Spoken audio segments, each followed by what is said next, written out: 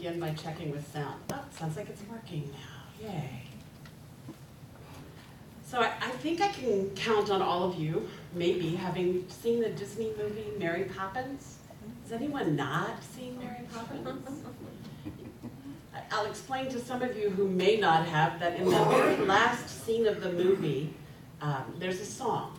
That song is Let's Go Fly a Kite. And that truly is the song that inspired me to come up with this talk. And that the movie is the story about an apparently magical nanny, Mary Poppins. Most of us, probably all of us, know who she is. She saves a couple of poor little rich kids from their father's inattention. That's pretty much what the movie's about. And in that ending, the father finally realizes that his family is more important than his job. He mends his son's kite and then reestablishes his relationship with his kids by taking them out kite flying. And next thing you know, everybody else is joining them kite flying. And the song is about a reborn family joyously singing these words together. So in case you don't remember them, I want to give you the lyrics. With tuppence for paper and strings, you can have your own set of wings. With your feet on the ground, you're a bird in flight, with your fist holding tight to the string of your kite. Let's go fly a kite, up to the highest height. Let's go fly a kite and send it soaring. I don't sing, I could almost sing that. Up through the atmosphere, up where the air is clear, oh, let's go fly a kite. So I have an acronym for KITE. Keep intention on truth expressing. I get goosebumps, or I'll call them God bumps when I think of that. When we truly keep our intention on capital T, truth expressing. So let's switch gears for just a second. According to a study by the Lichtman Research Group, almost half of the people who think they are watching high-def television aren't. That means that people are inviting their friends over, bragging about this great picture on this really expensive TV that they just got. And isn't this great picture awesome? And do you really realize how much it was worth? And their family and friends are kind of questioning their judgment because they don't see anything different from what they have at home. And the problem isn't in the television or the equipment. The challenge is in how that system is set up. So, how is our system set up? You know, Wayne Dyer, the author of The Power of Intention, said that intention creates our reality. Or, here's another quote, it's from the Upanishads. You are what your deepest desire is. As your desire is, so is your intention. As your intention is, so is your will. As your will is, so is your deed. And as your deed is your destiny. Or one more, and this one's from Myrtle Fillmore, one of Unity's co-founders. Every home takes on the quality of the prevailing thought held in it. And the universe is always listening, always waiting for us to declare our intention, to set up our home system. And if you want an HD TV experience, you need to set the system to receive HD TV. Set it on something higher than what the money is costing you. You must fly your kite, as the song says, up to the highest height, up through the atmosphere, up where the air is clear. Charles Fillmore used to call that the ethers. Fly your kite, set your intention up into the ethers. You know, in many cultures, flying kites is a sacred activity. Ancient cultures in Thailand were known to fly kites during the monsoon season, so that they were setting their prayers and allowing the winds to carry it all the way up to the gods. So in my mind, when we say, let's go fly a kite up to the highest height, we are saying, let's set our intentions to be divine intentions. For the universe is listening, and with our feet set firmly on the ground, with our spirit firmly grounded, the wind will lift us on the string of our intentions. Reverend Ellen Davenport tells of receiving a case of easy buttons and not knowing what to do with them. You know, those are the big red circles that Staples puts out that when you press them say easy. We have somebody at Unity Minneapolis that has one on her desk. And when I heard Ellen talking about how she used the buttons, she started off by pressing it once she has completed a task. Celebrating, well, that was easy. And then she changed it to using the easy button to set her intention. That the project, the task would be easy, so she began pressing the button every time she began a new activity, knowing that as she claimed it as her truth, the universe stepped in to make it so.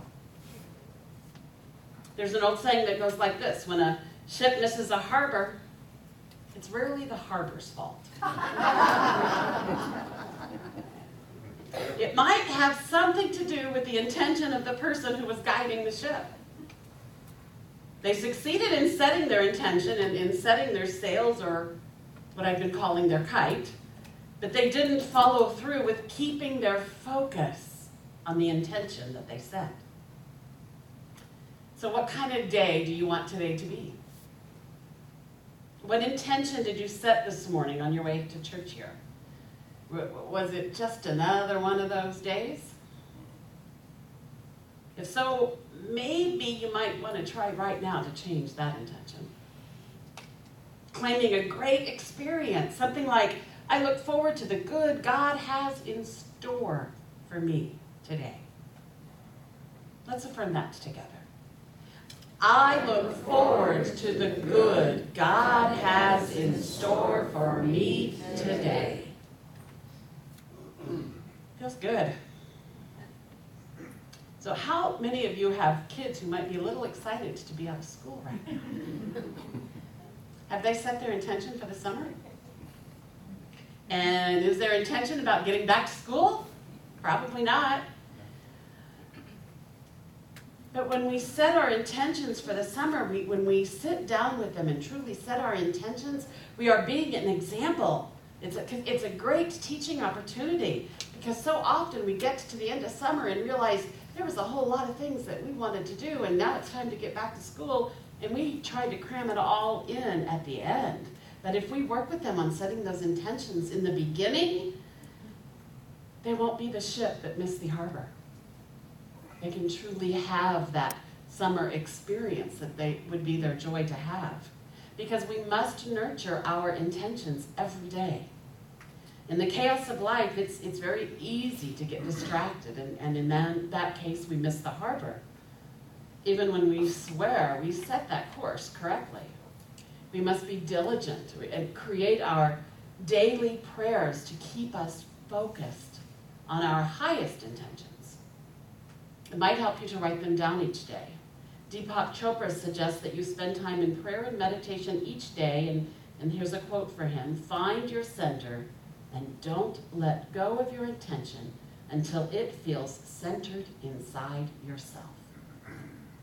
Don't let go until that's truly centered inside of you. There's another part of that acronym: keep our intention on truth expressing. It's not only about the string, which to me represents our intention. There's a line in the song that says, and I already talked about this some, with your feet on the ground, you're a bird in flight. You're a bird in flight. So when I was young, my father loved competition. And at our church, I went to a Catholic grade school, we had a kite flying competition. And there was an award for the biggest kite. And he grasped onto that, and we spent weeks making the biggest kite. He was a carpenter, he cut the boards down, they're pretty heavy boards, This kite was so big, you'd take up at least half of these chairs. It was huge. And we tried to fly that kite.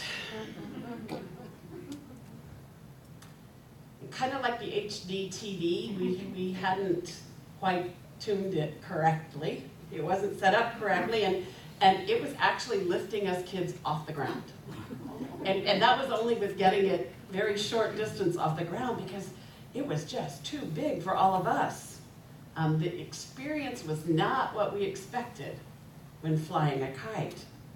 And that's just our intention wasn't about flying the kite.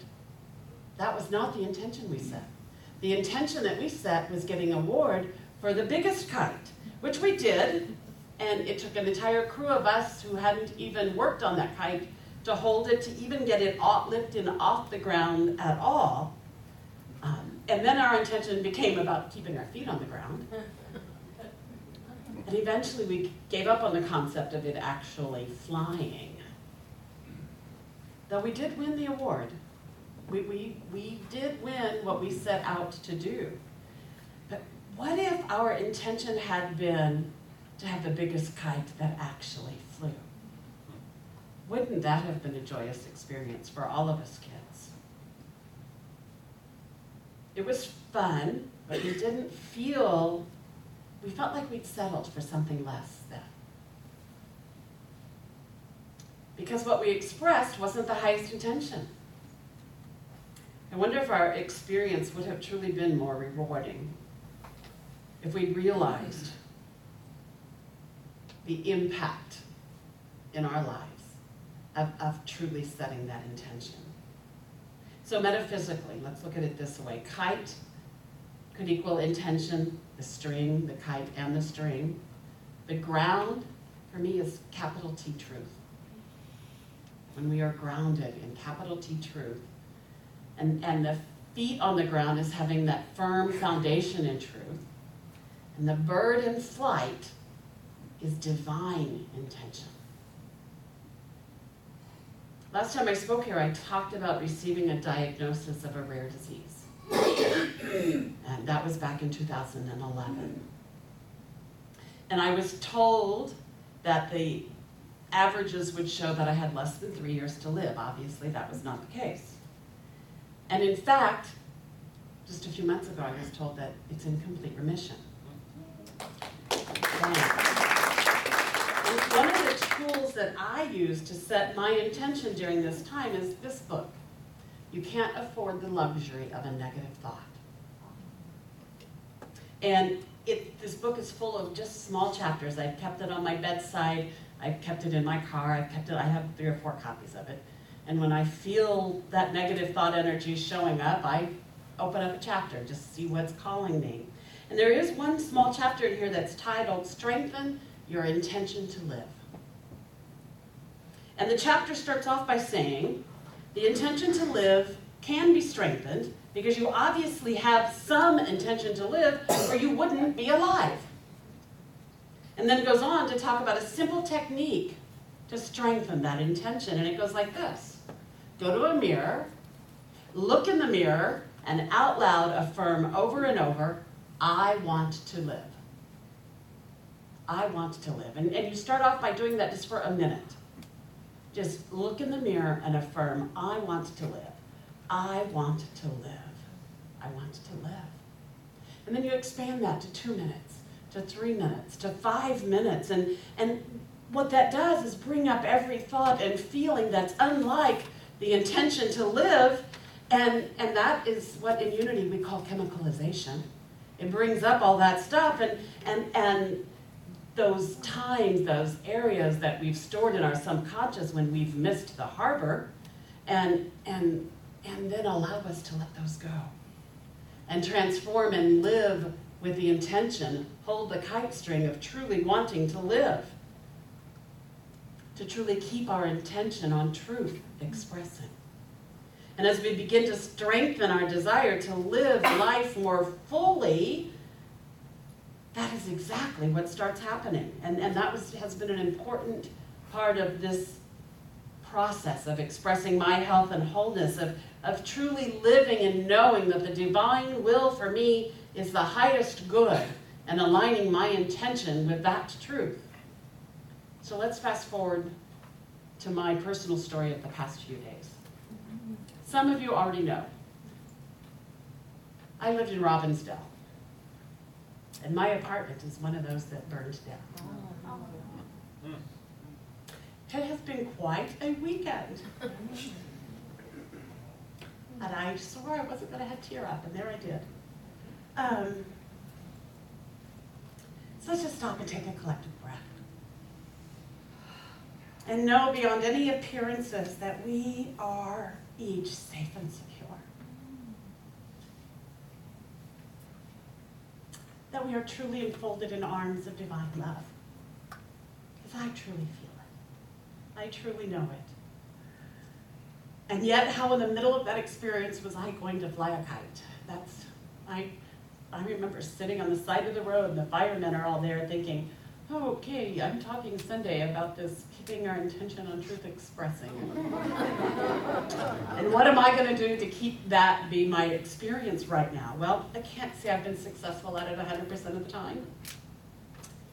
But I can say I've been very grateful to have tools in my spiritual toolkit that let me know when I'm missing the mark, which is how Charles Fillmore called sin. That let me know when I might be missing the harbor that I had originally set my intention for. And I'm very grateful to have people around me that will help me with those course corrections that were okay when I called them at 2 in the morning and said, okay, this is what's happening, I need you to pray with me. I need you to support me. And they answered their cell phone at 2 in the morning, which is pretty amazing. I couldn't have been working on a more appropriate talk to remind me of what is mine to do as I watched my home burning, knowing that I had my 2 cats with me, and that everybody had gotten out in all of the buildings.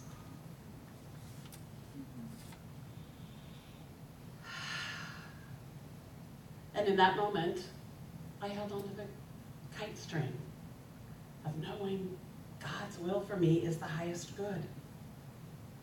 And when I couldn't hold it, I posted it on Facebook and let all my friends who are online at that point in time hold it for me and send me all sorts of good energy. Because in the midst of the chaos, our job is to know the presence and power of God. To call it all God and trust that truth is expressing. And be willing for those course corrections when we're off course. When I'm blaming the smoker who lived above me. And wanting to find out who they are because they just moved in recently and I didn't recognize them because I only spoke to them through the balcony where I said, please quit smoking.